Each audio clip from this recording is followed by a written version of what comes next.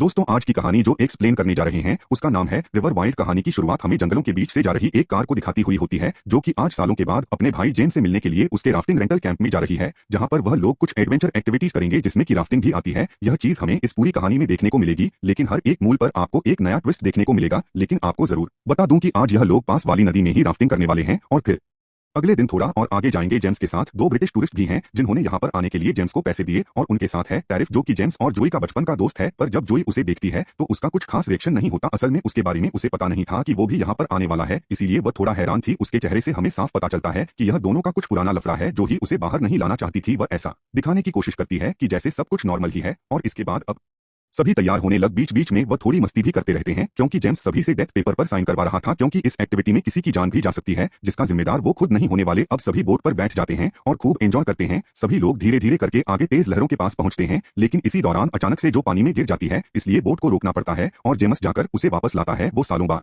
Rafting कर रही थी इसीलिए उसे थोड़ा डर लग रहा था, लेकिन जेम्स उसे समझाता है कि यह काफी नॉर्मल चीज है। उसे अकेले बैठा हुआ देखकर उसके पास टैरिफ आता है बात करने के लिए, लेकिन जो ही उसे खास इंपॉर्टेंस नहीं देती उसकी वजह से वह वहां से चला जाता है। इसके बाद सभी लोग रात के लिए टेंट लगाना शुरू करते हैं। वेल टेंट के बाद सभी लोग साथ में बैठते हैं और अपनी अपनी कहानियों के बारे में बताने लगते हैं, जो कुछ भी उन्होंने अभी तक जिंदगी में एक्सपीरियंस किया है। जो बताती है कि वह अभी एक डॉक्टर, उसने बहुत से लोगों से बात की और देखा है जो कि खुश नहीं है, उन्हें बस हमेशा लड़ाई झगड़े में मजा आता है, जो कि मुझे बिल्कुल अच्छा नहीं लगता। मुझे शांति अच्छी लगती है। मेरा एक बॉयफ्रेंड भी था, वो भी डॉक्टर था, लेकिन कुछ सालों पहले हम अलग हो गए। जिसके बाद वेंट और केन भी बताते हैं कि वह कुछ महीने पहले एक जगह पर गए थे राफ्टिंग करने के लिए। वो उनकी जिंदगी का सबसे अच्छा एक्सपीरियंस था जो कि वह कभी भूलने वाले नहीं है। जिसके बाद जेम्स भी कुछ शेयर करता है, लेकिन टैरिफ कुछ भी नहीं कहता और चुपचाप स्मोक करता रहता है। वह किसी को कुछ बताना ही नहीं चाहता था। ऐसा लग रहा है कि वह बहुत सी चीजें छुपा रहा है। खैर अब काफी रात हो जाती है और सभी लोग सोने के लिए चले जाते हैं। वन टॉयलेट के लिए जंगल में जाती है, इधर जोई सोने के लिए ब्लैंकेट खोलती है, लेकिन तभी जंगल से वन की चीखने की आवाज आती है। सभी वहां पर भागते हुए जाते हैं। वहां पर उन्हें टैरिफ पहले से ही खड़ा मिलता है जो कि थोड़ा सा अजीब था। सभी टॉर्च जलाते हैं तो उन्हें पता चलता है कि वे के सर में फ्रैक्चर हो गया है और बहुत ही ज्यादा खून बह रहा है, क्योंकि पास में ही पड़े हुए पत्थर पर वह गिर गई थी। जोई डॉक्टर है तो वो उसे थोड़ा सहारा देती है और कुछ दवाइयां भी देती है जिससे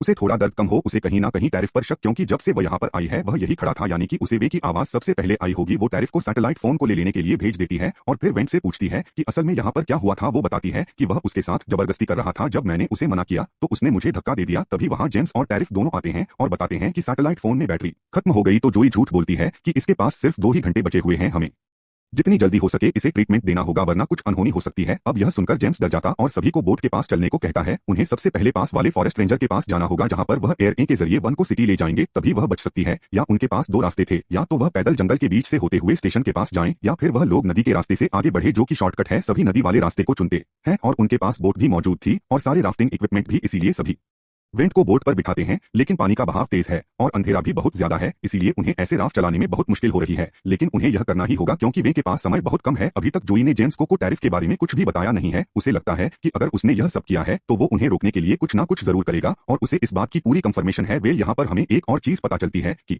अभी इस समय पर टैरिफ बेल पर है। उसे चोरी और कई जुर्म के लिए जेल भी जाना पड़ा है, जिसकी सजा अभी तक पूरी नहीं हुई है। और यह बात जब जोई को पता चलती है तो वो उसे और ज्यादा डर जाती है, इसीलिए उसे अभी तक उससे कोई बात नहीं की। अब वो लोग इस अंधेरे में बोट को और आगे लेकर जा रहे थे, लेकिन तभी बीच में पानी का बहाव काफी तेज हो जाता है। जिस बात का था वही होता है, बोट असल में पलट जाती है और सभी लोग पानी में गिर जाते हैं, जिसमें की वेंट मिसिंग थी। एक तो पहले से अंधेरा था, ऊपर से एक और मुसीबत। सभी बहुत परेशान थे, लेकिन जोई को अहम मौके पर वेंट पानी में मिल जाती है। वो फौरन उसे लेकर ऊपर आती है, लेकिन वह बेहोश हो चुकी थी। अगर उसके अंदर पानी ज्यादा देर तक रहा तो वह मर भी सकती, इसीलिए वह फौरन उसे सीपीआर देती है और लगातार चेस्ट प्रेसिंग की मदद से उसके पानी को बाहर निकालती है। उधर जेम्स और लोगों को बाहर निकालने में उनकी मदद करता है और फिर सभी लोग किनारे पर आ जाते हैं। जेम्स फौरन जोई के पास आता और उसे वेंट की सिचुएशन के बारे में पूछता है। वह कहती है कि वह बिल्कुल ठीक है, लेकिन मैं तुम्हें कुछ बताना चाहती हूँ। जो कुछ भी उसके साथ हुआ वह असल में टैरिफ ने किया है, मुझे वेंट ने खुद यह बताया है। अभी जो बोट पलटी है मुझे लगता है कि इसमें भी टैरिफ का ही हाथ है, क्योंकि वह नहीं चाहता कि हम लोग रेंजर के पास पहुंचे और रिपोर्ट करवाएं। इससे वह मुसीबत में फंस सकता है। तुम देखना आगे जाकर हमें वह रोकने की जरूर कोशिश करेगा, लेकिन जेम्स को यकीन नहीं होता और वह उसकी बातों को इग्नोर कर देता है। फौरन सभी को बोट पर बैठने को बोलता है क्योंकि अभी बहुत ही कम समय इनके पास है। सभी फिर से आगे बढ़ते हैं और कुछ ही देर में सूरज भी निकल जाता है।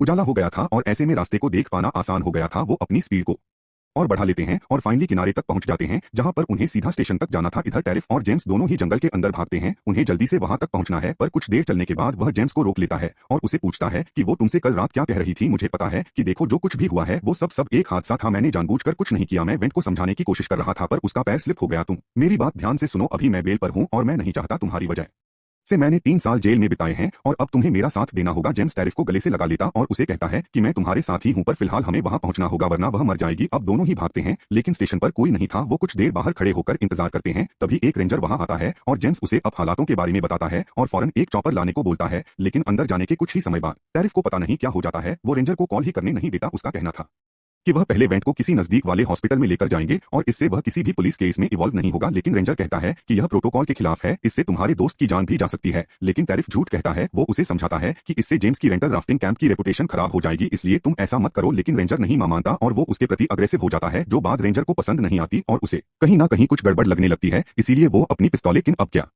फायदा, खेल तो खराब हो चुका है। अब वह खुद को मारने की भी कोशिश करता है, लेकिन ऐसा नहीं कर पाता। वो रेंजर मर चुका था, उसके ऊपर पहले से ही 2 अपराध के चार्जेस लगे हुए हैं। अब यह तीसरा भी हो गया, इसीलिए वह भागने का सोचता है, जिसके लिए वह नदी का सहारा लेगा और कनाडा के बॉर्डर को उसी नदी से पार कर देगा जहां से उसे पकड़ पाना मुश्किल हो जाएगा। लेकिन इसमें समय लगने वाला है। पर सबसे पहले तो उन्हें उस रेंजर की बॉडी को ठिकाने लगाना होगा। वो जेम्स को बंदूक दिखाते हुए कहता है कि इस लाश को किसी और कार में डाल दो। वह मजबूर था और इसीलिए उसका कहना उसे मानना पड़ता है, जिसके बाद दोनों ही उसे खाई में धक्का दे देते, जिससे ऐसा लगे कि ये एक हादसा था, किसी को उन पर शक ना हो। इसके बाद वो बंदूक को लेकर कर बोट के पास जाता है और वहां सभी इस चीज को देखकर डर जाते हैं। जेम्स उन्हें बताता है कि इसने पुलिस वाले को मार दिया है, इसीलिए अब वे के लिए कोई भी मदद नहीं आने वाली है, जिसका यह साफ मतलब था कि यह उसकी मौत तय है। सभी को वह बैठने को बोलता है और बोट को कनाडा बॉर्डर की ओर ले जाने के लिए कहता है, जो कि यहाँ से थोड़ी ही दूरी पर है।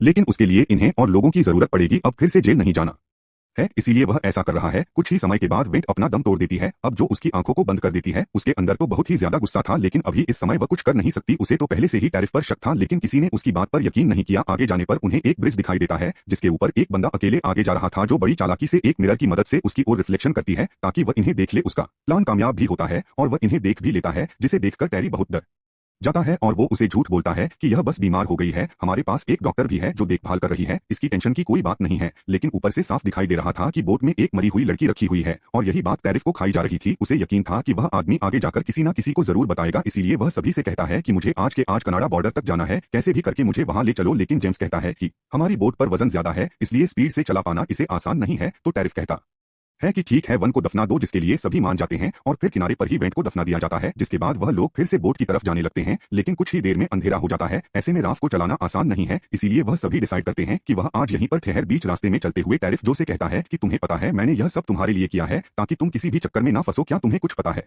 अगर नहीं पता तो मैं तुम्हें बता दूं, मैं 3 साल तक जेल में रहा था सिर्फ हमारे भाई के चक्कर में। वह सालों पहले एक स्मगलर के साथ काम किया करता था और बड़े बड़े लोगों को गांजा जैसी चीजें सप्लाई करता था, लेकिन मैं इन सब चीजों से दूर था। पर उसने मुझे पैसों का लालच दिया और मुझे भी इन सब चक्कर में फंसा दिया और उसके सारे गुनाहों को मैंने अपने सर ले लिया और 3 साल जेल में रहा। यह सब सुनकर जोई को तो यकीन ही नहीं होता, उसने इन सब चीजों के बारे में कुछ पता ही नहीं होता, पर उसे अभी भी टैरिफ पर गुस्सा आ रहा था है, क्योंकि उसकी वजह से वेंट की जान गई। अब रात हो जाती है और वह सभी को पेड़ से बांध देता और सोने को कहता है, क्योंकि उन्हें कल कैसी भी करके यहाँ से निकलना है और कनाडा जाना है। लेकिन यहाँ जोई के दिमाग में वही ही बात घूम रही थी जो उसे टैरिफ ने बताई थी, इसीलिए वह अपने भाई से पूछती है तो बताता है कि उस समय वह नशे में रहा करता था और ज्यादातर गलत लोगों के साथ उठता बैठता था, उसे कुछ पता नहीं है वह क्या कर रहा है। जोई कहती है कि तुम्हें पता है, जब मैं 15 साल की थी तो टैरिफ ने मेरे साथ छेड़छाड़ किया था, उसकी इजाजत तुमने खुद उसे दी थी। जिसके जवाब में जेम्स कहता है कि मुझे इस बारे में कुछ पता नहीं है, उस समय मुझे लगा कि तुम दोनों साथ में हो, इसीलिए मैंने कुछ नहीं कहा। अब इतनी देर में वहां पर मैक्स आ जाता है। यह वही बंदा था दोस्तों जो मैं ब्रिज के ऊपर दिखाई दिया था, तो मैंने आपको उसी समय बताया था कि इसे पता चल चुका है कि कुछ गड़बड़ है, इसीलिए इनके पूरे रास्ते पीछा करता रहा। अब वो तो सबसे पहले टैरिफ की बंदूक उसके हाथ से लेने की कोशिश करता है, लेकिन वह असफल हो जाता है क्योंकि उसने बहुत ही जोर से उसे पकड़ रखा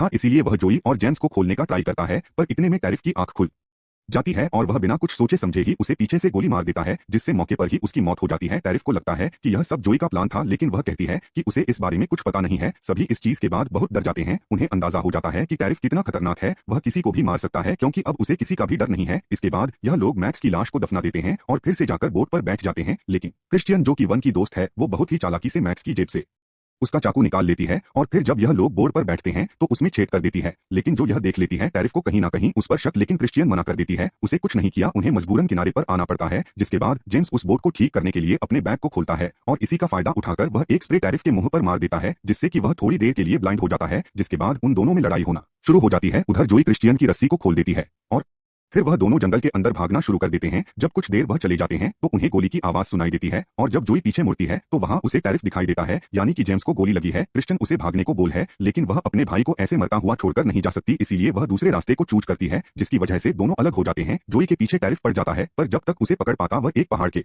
नीचे कूद जाती है। हालांकि टैरिफ उस पर गोलियां चलाता है, लेकिन उसे कुछ नहीं होता।